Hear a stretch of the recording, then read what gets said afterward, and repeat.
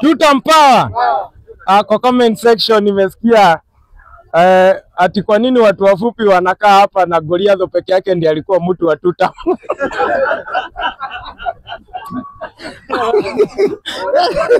Kwa nini watu wafupi wanafanya tutam? Anyway, wanabunge power. Kitu ya kwanza kwa hii maneno ya watu wafupi. Disability is not inability. Watu wafupi wanahitaji kupewa heshima. Na mwenzangu, kuna bunduki inaitwa Seska pistol. Mtu mfupi anaweza beba kama ile OCS anabeba. Kwa hivyo, yes, ile ndogo ile risasi. Ushaiona OCS akiwa amebeba G3? Si anabebanga pistol. Kwa hivyo watu wafupi wako na haki kukua ndani ya serikali na polisi letu la taifa la Kenya. Na hiyo tu agree hivyo na tuache kwa nini. Kitu ya pili, kazi ya polisi peke yake si kwenda kwa barabara kupiga watu risasi.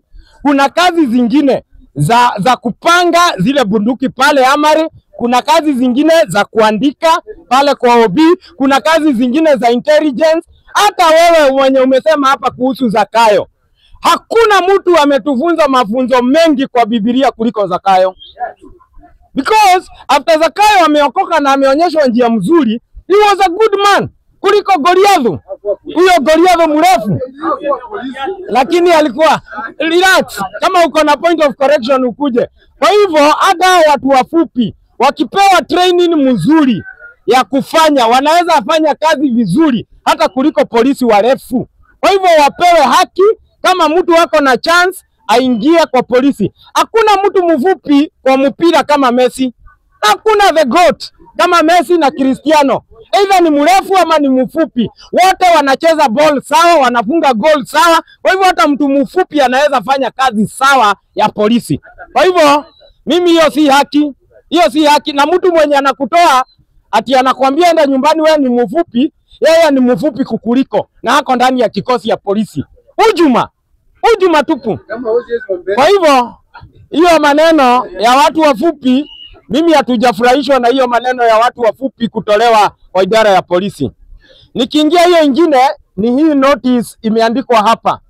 Na saa ingine tunaangalia kuna watu wanasema wanalala njaa, wanakaa njaa na Ruto wamewaumiza sana juu uchumi imeharibika. Sio mimi nimeandika, ndio hii hapa. Na huyo mtu ameacha namba hapo, nimempigia simu. Kuna watu wengi wananiulizanga, wewe Karembo, ni kazi gani hiyo yenye unaweza jivunia unafanya Kitengela? Na hii si kuringa. Each and every Wednesday pale Power Star mimi narisha watu wote ambao wanalala nje.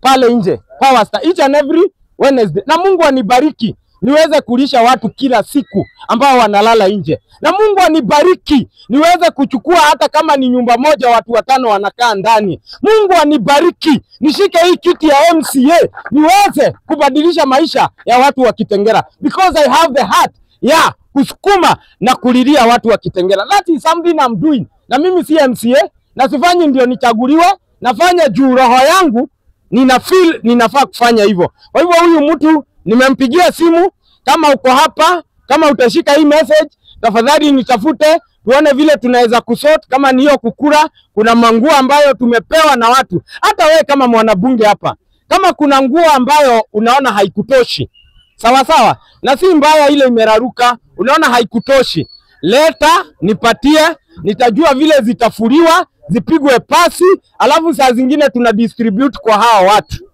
Sio ni ukweli? So that is my heart. Juu sina pesa ya kununulia kila mtu. So watu wenye wanaulizanga kama niko na vision na Kitengela, juu wanaonanga nikisema 2 term 1 term, wajue niko na roho ya nini? Ya Kitengela na ya utu. Mnasikia watu wa 2 term? Si ati kusema 2 term, pale siangalii mtu wa 2 term ama 1 term, nalisha watu wote.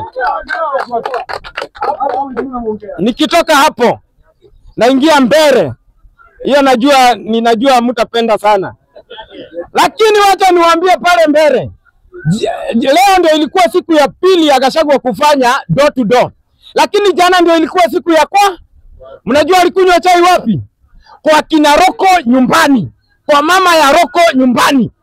Na mama ya Roko akaulizwa, mama ya Roko, wewe unachagua nani? Akasema Kalisi. Akaulizwa na Wamuthende, akasema hapana, Wamuthende ni jina baya. Kama mama ya Roko mmoja anaongoza siasa ya mbele, hata pigia Wamuthende kura, atapigia Kalisi. Si ile maneno tumeshafunga? Si tushamaliza? Pale mbele North, Gachagua wako mbele, CNN ako mbele hivi, ametembea hivi, anatembea mguu huyo mama, na mama alipea mpaka Gachagua chai. Hiyo ni kuonyesha ya kwamba watu wa mbele wameamua wakipatia Kalisi, hii ingine ya rais ni one term. Na maneno iko sawa.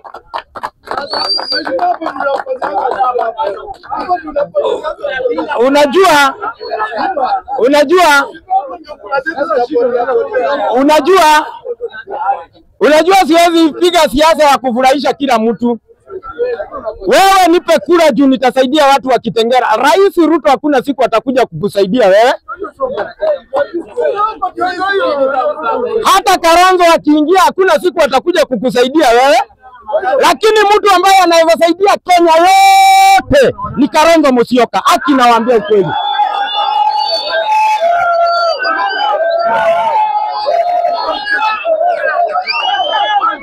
Mtu ambaye anaweza saidia Kenya mzima ninatembea. Mtu ambaye anaweza saidia Kenya mzima ni mtu anaitwa Matiang'i. Lakini Ruto tumempatia kiti. Ile kazi amefanya ni kupiga sisi miguu. Risasi ya miguu. Alafu anasema anasaidia wa Kenya. Nikimalizia hii Mr. Speaker, watu wa tutam mimi nawapenda. Lakini kama uko na mtoto day school tumekuwa tukilipa shilingi 1000 ngapi? 5 ya chakula. Na hiyo masomo ililetwa na Kibaki. Uhuru aka maintain. Kwa hiyo 1000 ngapi? 5 ongeza 9,000 ikifika Januari. You will pay 15,000 kwa shule ya day school kuanzia Januari. And that is a fact and that is true. Either ni mtoto wa one term ama ni mtoto ya two term. Na hiyo 15,000 ndio ambayo kuja sema next year.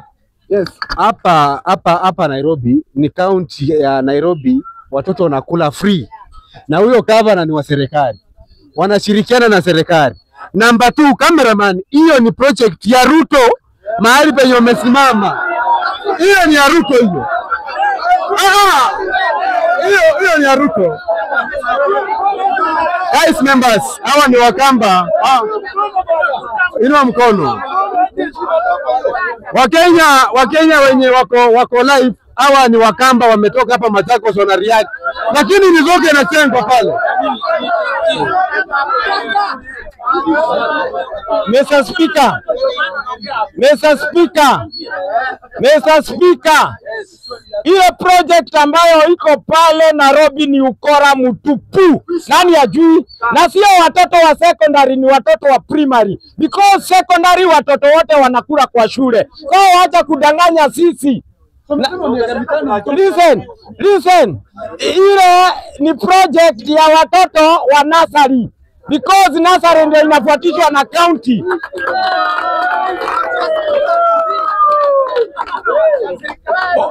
Sikiza, Mr. Speaker, naomba watu wamenidistract sana, nimalizie. Mimi nasema hivi, hapa kuna shule inaitwa Magereza. Mtoto ya tutam anasomea hapo. Mtoto ya one term anasomea hapo. Mtu ya tutam ongeza 9,000 juu ya hiyo 5,000. Bado unasema tutam. Kwa nini sasa muongei? Kwa mwaka. Kwa nini kwa mwaka? Kwa mwaka shule ya day school utakuwa unalipa 45,000 na 15,000 ndio ya term moja yenye ilikuwa inamaliza mwaka, na bado kwa hiyo 5,000 watoto walikuwa wanafukuzwa shule. Ukweli ama uongo? Sasa hii ni kusema watoto wetu wasisome. Woi! Watu wangu! One term!